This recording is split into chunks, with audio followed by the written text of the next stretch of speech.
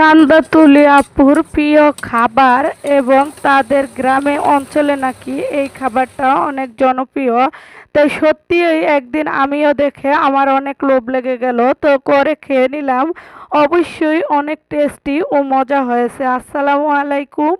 তার জন্য এখানে লাগবো আসলে কচু পাতা। তো কচু পাতাও সাধারণ জিনিস দিয়ে যে এত অসাধারণ খানা হয়, না খেলে অবশ্যই বুঝতাম না।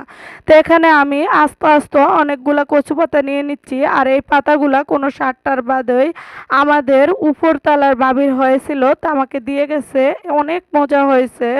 তো এখানে তার সাথে দিয়ে দিলাম আমি কিছু ডাল, কিছু রসুন, কিছু আলু কুচি, কিছু পেঁয়াজ কুচি, আর দিয়ে দিব কিছু কাঁচামরিচ, কিছু লাল মরিচ দিয়ে এটাকে এখন আমি সিদ্ধ বসিয়ে দিব। তার জন্য স্বাদমতো লবণ ও সামান্য হলুদ গুঁড়া ও মরিচ গুঁড়া দিয়ে এটাকে আমি সিদ্ধ বসিয়ে দিব। তো ওদের গ্রামের বাড়িতে মাটির চুলায়, শান্তাতুলির আপুর গ্রামের বাড়ির মাটির চুলার রান্নাটা হয়তো আরও টেস্টি হয়েছে।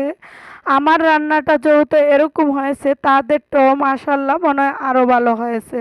তো সত্যি ওই দেখতে যেমন লোভনীয় ছিল, তাদের এটা দেখে আমি লোভ সামলাইতে পারি না।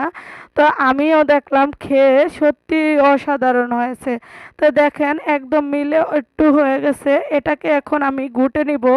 তো এই যে আমি যেটা দিয়ে ভর্তা করি ওটা দিয়ে ভালোভাবে একটু চুলার পরে রেখে এটাকে আমি ঘুটে নিচ্ছি। এখন নেড়ে চেড়ে এটাকে আমি বাগার দিয়ে নিব। তা আপনারা যে যেখান থেকে ভিডিওটা দেখছেন, ভালো লাগলেও অবশ্যই লাইক কমেন্ট করে শেয়ার করবেন। তা আমি আর একটু প্যানে তেল দিয়ে দিচ্ছি, তেলের সাথে পেঁয়াজ রসুন কুচি দিয়ে দিচ্ছি।